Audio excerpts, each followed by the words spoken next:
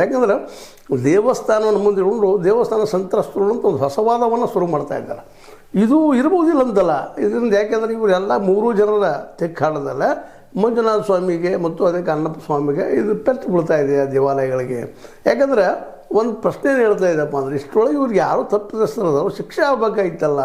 ಯಾಕಂದ್ರೆ ಅಣ್ಣಪ್ಪ ಸ್ವಾಮಿ ಹೆಸರು ಮೇಲೂ ಆನೆ ಮಾಡಿದ್ದದ, ಹಿರೇ ಮಾಡಿದ್ದದ, ಮಂಜುನಾಥ ಸ್ವಾಮಿಯವ್ರ ಮೇಲೆ ಮಾಡಿದ್ದದ. ಸ್ವತಂತ್ರವಾದ ಮೀಡಿಯಾಗೆ ಬೇಕಾಗಿರುವುದು ಸ್ವತಂತ್ರ ಧ್ವನಿ.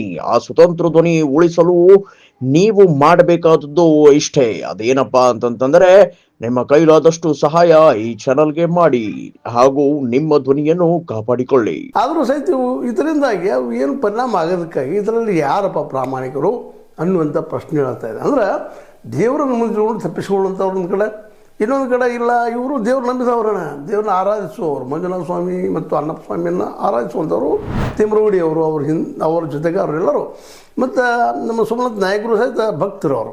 ಇಲ್ಲಿ ಯಾಕೆ ಈ ಮಾತನ್ನು ಹೇಳ್ತಾ ಇದ್ದೀನಪ್ಪ ಅಂತಂದ್ರೆ ಇಲ್ಲಿ ಏನು ತಿಕ್ಕಾಟ ನಡೆದ್ರು ಟ್ರಯಾಂಗಲ್ ತಿಕ್ಕಾಟ ನಡೆದ. ಈ ತಿಕ್ಕಾಟದೊಳಗೆ ಪ್ರಾಮಾಣಿಕರು ಯಾರು ಅನ್ನೋ ಹುಡುಕಾಟ ನಡೆದ. ಅದಕ್ಕೆ SIT ನೇಮಿಸಿದ್ರು. ಆದರೂ SIT ಇಲ್ಲಿವರೆಗೆ ಆ ಒಂದು ಬುರುಡೆ ಗ್ಯಾಂಗನ್ನು ಹಿಡ್ಕೊಂಡು ಕೇವಲ ಚಿನ್ನಪ್ಪನ ಜೊತೆಗಾರರು. ಚಿನ್ನಪ್ಪ ಇಲ್ಲಿ ಬರೋದು ಕಾರಣಕರ್ತರು ಯಾರು ಚಿನ್ನನ ಆಗಮನಕ್ಕೆ ಅಂದ್ರೆ ತಿಮ್ರೋಡಿ ಮತ್ತು ಒಂದು 6 ಜನ ಇದ್ದಾರೆ. ಇವರು 5+ ತಿಮ್ರೋಡಿ +5 6 ಜನ ಇದ್ದಾರೆ. ಅವರು ಇವ್ರ ಕಾರಣ, ಇವ್ರು ಸುಳ್ಳು ಹೇಳ್ತಾ ಇದ್ದಾರೆ. ಯಾವಲ್ಲೇ ಅಸ್ತಿಗಿಸ್ತು ಸಿಗಲಿಲ್ಲ, ಜೊತೆಗೆ ಮೂಳೆ ಸಿಗಲಿಲ್ಲ, ಒಂದು 2 ಕಡೆ ಸಿಕ್ಕು ಇವ್ರು ಹೇಳುವಂಥ 100,000 ಸಿಗಲಿಲ್ಲ ಅನ್ನೋ ಒಂದು ವಾದ ಮಾಡ. ಇಲ್ಲ ನಿಜವಾಗಿ ಸಂತ್ರಸ್ತರು ಯಾರಪ್ಪ ಅಂದ್ರೆ ಹೆಗ್ಗಡೆ ಅವರು ಅನ್ನುವಂಗೆ ಒಂದು ವಾದ ಪುಷ್ಟಿ ಕೊಡುವಂಥ ವಾತಾವರಣ ಬೆಳೆದಿತ್ತು.